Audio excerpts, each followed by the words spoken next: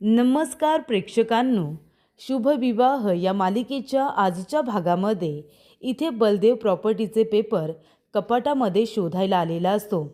आकाश आणि भूमी या दोघांनी मिळून संपूर्ण महाजनांची प्रॉपर्टी बलदेवच्या नावावरती केलेली असते, जेणेकरून रागिनी त्या प्रॉपर्टीवरती अतिक्रमण करू नये आणि या हेतूने ती प्रॉपर्टी एका विश्वासू माणसाच्या नावाने म्हणजे बलदेवच्या नावावरती करून ठेवलेली असते।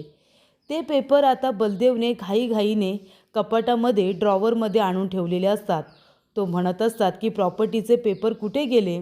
रागिनी पटवर्धनला शोधायच्या नादामध्ये ते प्रॉपर्टीचे पेपर मी बँकेमध्ये ठेवायलाच विसरलो, आता ते पेपर कुठे गायब झाले। तेव्हा इथे संपूर्ण कपाटामध्ये पेपर शोधून झाल्यानंतर बलदेव म्हणत असतो की शिट, कुठे गेले ते पेपर, भेटतसुद्धा नाही आहेत, खाली या कपड्यांमध्ये ठेवले असतील का। तेव्हा तो कपड्यांमध्ये सुद्धा चेक करतो, पण त्याला सापडत नाही आणि नंतरला काही कपड्यांच्या घड्या या खाली आता पडलेल्या असतात। तेव्हा कपड्यांच्या मागच्या बाजूला इथे अपूर्वाने प्रॉपर्टीचे पेपर लपवून ठेवलेले असतात एका फाईलमध्ये। ती फाईल आता बलदेवच्या हाती लागते। बलदेव म्हणत असतो की ही तीच प्रॉपर्टीची फाईल आहे जी इथे इन्शुरन्स पेपर मला अपूर्वाने साईन करायला दिलेले असतात। तेव्हा प्रेक्षकांनो, बलदेव म्हणत असतो पण हे पेपर इथे काय करतायत। तेव्हा बलदेव ती फाईल बाहेर काढतो आणि त्याच्यामध्ये असलेले पेपर तो वाचतो। तेव्हा त्या पेपरमध्ये आता अपूर्वाने बलदेवच्या नावावरती असलेली महाजनांची प्रॉपर्टी स्वतःच्या नावावरती केलेली असते। तेव्हा बलदेवला ती फाईल आता वाचून खूप मोठा धक्का बसलेला असतो। तर प्रेक्षकांनो, इथे आता आकाश भूमीने रागिनी पटवर्धनला रंगेहात पकडलेलं असतं। आकाश म्हणत असतो की आत्या, काय झालं, अगं तू आम्हाला का घाबरतेस। खरं तर आम्ही तुला घाबरायला हवं ना, कारण तू कोण आहेस, अगं तू भूत आहेस, मग आम्ही तुला घाबरायला नको का, तू आम्हाला कशासाठी घाबरतेस।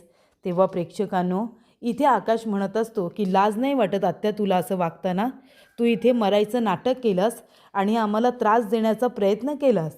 तेव्हा भूमी म्हणते, आम्हाला आधीच माहिती होतं तुम्ही जिवंत आहात ते, कारण जेव्हा पोलिसांनी आम्हाला अरेस्ट केलं ना, त्याच वेळेला बंगल्याच्या बाहेर तुम्ही ज्या पद्धतीने आनंद साजरा करत होता, ज्या पद्धतीने नाचत होता, हसत होता, ते मी माझ्या डोळ्याने बघितलं आणि तेव्हापासूनच आम्हाला माहिती आहे की तुम्ही जिवंत आहात ते। मग जर आम्ही खूनच केलेला नाही आहे तर आम्ही खोट्या खुनाच्या आरोपाखाली जेलमध्ये का जायचं। आत्ताच्या आता आम्ही दोघेजणं तुम्हाला पकडतो आणि पोलिसांच्या स्वाधीन करतो। तेव्हा इथे भूमी म्हणत असते, कसं असतं ना रागिनी पटवर्धन, चांगल्या माणसांच्या सोबत देव हा असतोच, त्यामुळे त्या माणसांचं कधीच वाईट होत नाही। आणि दुसरी एक गोष्ट मी तुम्हाला सांगितली होती की मी नेहमी तुमच्या 2 पावलं पुढेच असणार आहे। तुम्ही इतकं प्लॅनिंग आणि प्लॉटिंग केलं, पण शेवटीला आम्ही तुम्हाला पकडलंच ना। तेव्हा प्रेक्षकांनो, इथे आता आकाश म्हणत असतो की चल आत्ताच्या आता पोलिसांसमोर सरेंडर कर। तेव्हा इथे रागिनी म्हणत असते, तुम्ही लोक गुन्हेगार आहात हे विसरू नका। तेव्हा आकाश म्हणत असतो, गुन्हेगारांबद्दल तू बोलू नकोस, कळलं ना, जी बाई स्वतःच्या पोटच्या पोराला मारू शकते आणि पोलिसांच्या हातून पळून जाऊ शकते, तिने दुसऱ्यांना गुन्हेगार बोलायचं नसतं। आम्ही कुठलाही गुन्हा केलेलाच नाही आहे, कळलं ना, कारण तू जिवंत आहेस हे सत्य आम्ही आता सगळ्यांना सांगणार आहोत।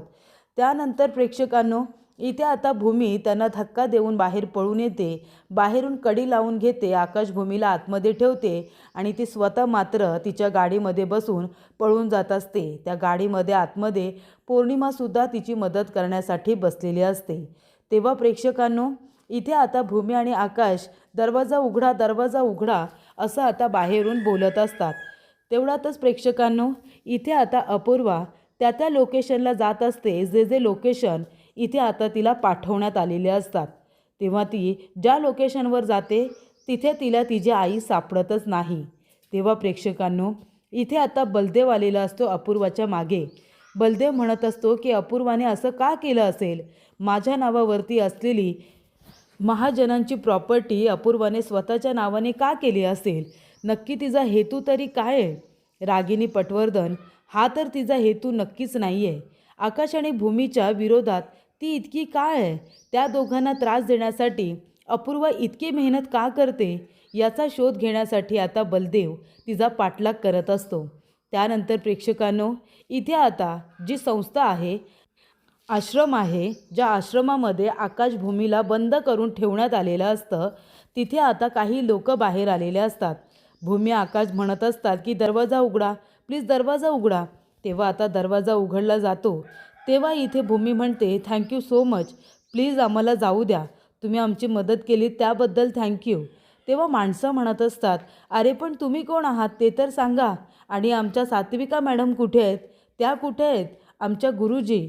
तेव्हा प्रेक्षकांनो, भूमी म्हणते की आता सगळं सांगायला वेळ नाही आहे, तुम्ही प्लीज आम्हाला जाऊ द्या. ती माणसं म्हणतात नाही नाही, जोपर्यंत आमच्या सात्विका मॅडम कुठे आहेत हे तुम्ही सांगत नाही तोपर्यंत आम्ही तुम्हाला कुठेही जाऊ देत नाही. तेव्हा प्रेक्षकांनो, आता तर प्रवचन आहे. इथे आता सात्विका मॅडम आम्हाला प्रवचन देणार आहेत. रागिनी पटवर्धन तिथे आता नाव बदलून थांबलेली असते. आणि तेव्हा प्रेक्षकांनो, इथे आता भूमी ओळखते की हे लोक काही आपल्याला जाऊ देणार नाही. ती लगेच म्हणते अरे देवा, आई ग, आणि ती चक्कर येण्याचं नाटक करते आणि खाली बसते. तेव्हा इथे आकाश म्हणतो कुणीतरी पाणी द्या रे, आणि प्लीज हवा येऊ द्या, बाजूला उभे राहा, हवा येऊ द्या. आणि तेव्हा प्रेक्षकांनो, इथे आता आकाश म्हणतो भूमी चल लवकर चल, सगळे लोक आता आजूबाजूला गेलेले आहेत. आणि तेव्हा प्रेक्षकांनो, इथे आता भूमी लगेच उभी राहते. आकाश भूमी दोघे जण तिथून पळ काढतात आणि निघून जातात. तेव्हा इथे आकाश म्हणत असतो की भूमी आता इथे थांबून जमणार नाही आहे. तेवढ्यातच आकाश भूमीला तिथे एक बाईक सापडते. ते दोघे जण आता बाईकवरती बसतात आणि सरळ तिथून निघून जातात.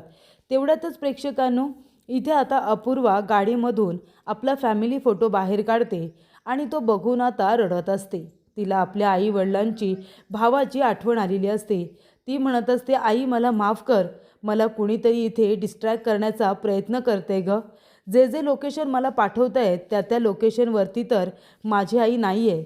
आई, मला असं वाटलं होतं आकाशभूमीला बर्बाद केल्यानंतर आपण दोघीजणी एकत्र येऊन इथे सेलिब्रेशन करू ग, छान आनंदाने एकत्र राहू, पण तसं काहीच घडलेलं नाही आहे. म्हणजे तू माझ्यापासून दूर झाली आहेस. आकाशभूमीला इथे धडा शिकवल्यानंतर मला तो आनंद तुझ्याबरोबर साजराच करता येत नाही आहे. त्याचं मला खरंच खूप वाईट वाटतं आहे. तेवढ्यातच प्रेक्षकांनो, इथे आकाश म्हणत असतो भूमी अगं रागिनी आता पळून गेली, काही झालं तरीसुद्धा तिला आपल्याला रंगे हात पकडावंच लागेल, पोलिसांना सांगावंच लागेल ती जिवंत आहे म्हणून. आणि तेव्हा प्रेक्षकांनो, इथे आता अपूर्वा फॅमिली फोटो बघत असते आणि रडत असते. ती म्हणत असते की इथे माझा भाऊ, माझे बाबा तर मला सोडून गेले, पण माझी आई तर माझ्याबरोबर आहे ना, जिच्याबरोबर मला इथे माझं सगळं सुख दुःख हे शेअर करायचं होतं, आनंदाने तिच्याबरोबर राहायचं होतं. पण ह्या आकाश आणि भूमीमुळे मला ते सुद्धा शक्य होत नाही आहे. तेव्हा इथे बलदेव म्हणत असतो की अपूर्वा एवढा कुणाचा फोटो बघते आणि इमोशनल होते, नक्की तो फोटो आहे तरी कुणाचा, इथून काही दिसत नाही आहे. तेवढ्यात प्रेक्षकांनो, हवा आलेली असते आणि तो फोटो आता उडून बरोबर बलदेवच्या बाजूला जाऊन पडतो. तेव्हा बलदेव त्या फोटोला बघत असतो. त्याच्यामध्ये आता त्यांचा फॅमिली फोटो असल्यामुळे भाऊ, बाबा, आई आणि अपूर्वा चौघेही जण असतात. तेव्हा इथे बलदेव म्हणत असतो की ह्याच्यामध्ये तर या फोटोमध्ये अपूर्वासुद्धा आहे, म्हणजे हा तिचा फॅमिली फोटो आहे का? पण अपूर्वाने तर मला सांगितलं होतं की तिची कुणीच फॅमिली नाही आहे म्हणून, ती तर अनाथ आहे असं मला सांगितलं होतं. मग हा फॅमिली फोटो आता कुठून आला? याचा अर्थ अपूर्वा माझ्याशी खोटं बोलली. ही अशी खोटारडी बायको आहे माझी. आधी तिने प्रॉपर्टी खोटं बोलून स्वतःच्या नावाने करून घेतली, त्यानंतर आता फॅमिली फोटोसुद्धा माझ्यापासून लपून ठेवला, फॅमिलीची माहिती मला दिली नाही आणि माझ्याशी तिने लग्न केलं. नक्कीच तिच्या मनामध्ये काहीतरी हेतू आहे, तिचा काहीतरी डाव आहे आकाश आणि भूमीच्या विरोधात. त्यामुळेच तिने हे सगळं प्लॅनिंग केलेलं आहे. ही गोष्ट आता बरोबर बलदेवच्या लक्षात आलेली असते. बलदेव समजून गेलेला असतो की अपूर्वा नक्की काहीतरी खेळ खेळण्याचा प्रयत्न करते. आणि तेव्हा प्रेक्षकांनो, इथे आता बलदेव म्हणतो की आता अपूर्वा पुढे काय करणार आहे ना, त्याच्यावरती आता मला लक्ष ठेवायचं आहे. तेव्हा इथे अपूर्वा तो फोटो बघत असते आणि ती म्हणत असते की आई, तू जिथे कुठे असशील ना, तुला शोधून काढल्याशिवाय मी स्वस्थ बसणार नाही, मी तुला शोधून काढणारच. तेवढ्यातच तिला चव्हाणचा फोन येतो. तेव्हा अपूर्वा म्हणते हा चव्हाण बोला, आकाशभूमीची काही माहिती? तेव्हा तो म्हणतो की नाही, आकाशभूमीची तर काही माहिती नाही मिळाली, पण त्या बाईंचा पत्ता सापडला आहे.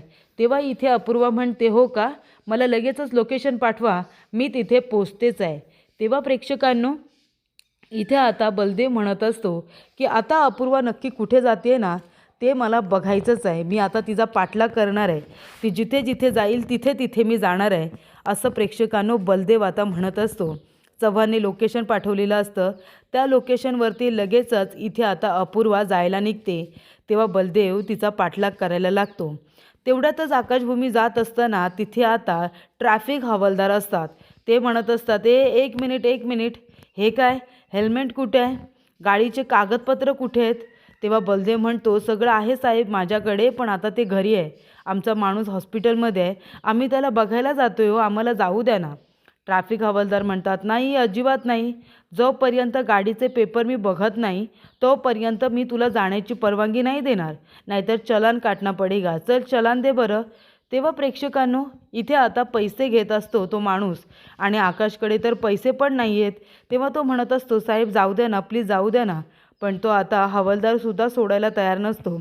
भूमी म्हणत असते, साहेब प्लीज आम्ही रिक्वेस्ट करतो, जाऊ द्यावा आम्हाला, हॉस्पिटलमध्ये आमचा माणूस ॲडमिट आहे, त्याला अर्जंट बघायला जायचं आहे. तेव्हा इथे तो हवालदार म्हणतो की तुम्हाला कुठेतरी बघितल्यासारखं वाटतंय, थांबा, इथेच थांबा. आणि तो लगेच आपल्या माणसांना फोन करून तिथे बोलावून घेतो. तेवढ्यातच प्रेक्षकांनो, त्या ठिकाणी आता ज्या ठिकाणी अपूर्वाच्या आईला ठेवण्यात आलेली असते तिथे आता अपूर्वा चव्हाणबरोबर आलेली असते. तिथे 2 गुंड असतात.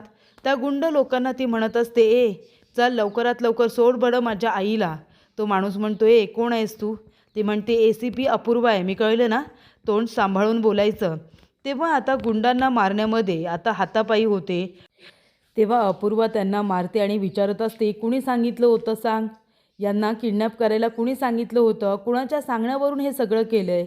तेव्हा तो माणूस म्हणतो, मारू नका मॅडम, मारू नका, हे सगळं आम्ही आकाश महाजन यांच्या सांगण्यावरून केलेलं आहे. तेव्हा प्रेक्षकांनो, इथे आता अपूर्वा म्हणते, काय, आकाश महाजनच्या सांगण्यावरून इथे किडनॅप केलेलं आहे? तेव्हा इथे आता अपूर्वा म्हणते, चव्हाण आत्ताच्या आता यांना अरेस्ट करा आणि जेलमध्ये टाकून द्या. आकाश महाजनच्या सांगण्यावरून यांनी माझ्या आईला किडनॅप केलं आहे काय? तेव्हा प्रेक्षकांनो, इथे आता अपूर्वाने त्या गुंड लोकांना पकडलेलं असतं आणि त्यानंतर अपूर्वा ही आपल्या जाऊन आईला भेटते. ती म्हणत असते, आई. तेव्हा तिची आई म्हणते, अप्पू, आणि लगेचच तिला घट्ट मिठी मारते. तेव्हा प्रेक्षकांनो, बलदेवला खूप मोठा धक्का बसतो. बलदेव म्हणतो, काय आई, पण इथे अपूर्वा तर म्हणाली होती की मी अनाथ आहे, माझं कुणीच नाही आहे म्हणून, आणि ही बाई तिची आई आहे, एवढी मोठी गोष्ट तिने माझ्यापासून का बरं लपवून ठेवली असेल? म्हणजे इथे मला अपूर्वा अजून काही कळलेलीच नाही आहे. अपूर्वाने किती आणि काय काय गोष्टी माझ्यापासून लपवून ठेवल्यात हे मला कळतच नाही आहे, असं आता अपूर्वाला बघितल्यानंतर बलदेव आपल्या मनातच म्हणत असतो.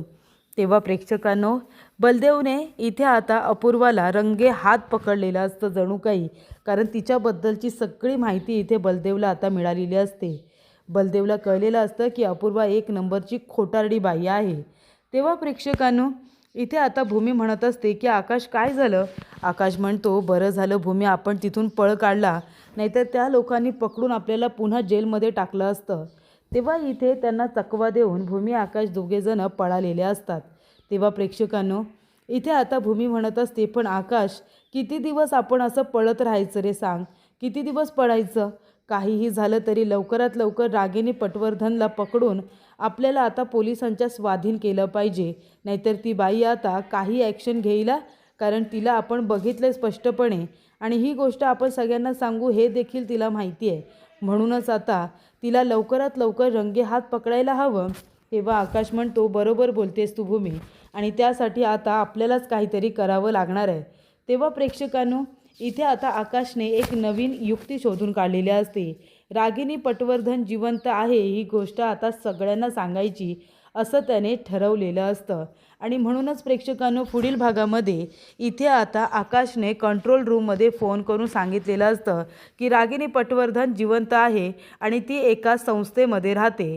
तेव्हा प्रेक्षकांनो, इथे आता पौर्णिमा म्हणत असते की आई, अहो रागिनी पटवर्धन म्हणजे तुम्ही जिवंत आहात ही गोष्ट जर भूमी आकाशने संस्थेमध्ये जाऊन त्या लोकांना सांगितली तर ते लोक तर सांगतीलच ना की तुम्ही तिथे होतात म्हणून आणि तुम्ही जिवंत आहात. मग काय करायचं आपण? तेव्हा प्रेक्षकांनो इथे आता रागिनीला सुद्धा ती गोष्ट समजलेली असते. तेव्हा आकाशने आता कंट्रोल रूमला फोन करून सांगितल्यानंतर ती हवालदार मॅडम अपूर्वाला फोन करते आणि म्हणते रागिनी पटवर्धन जिवंत आहे आणि ती एका संस्थेमध्ये राहते. त्या संस्थेचा ॲड्रेससुद्धा मिळालेला आहे. त्यामुळे इथे रागिनी लगेचच तिथे 2-3 कॉन्स्टेबल पाठवून देते विचारपूस करण्यासाठी, चौकशी करण्यासाठी. आणि त्यामुळे आता लवकरच रागिनी पटवर्धन ही भेटणार असते.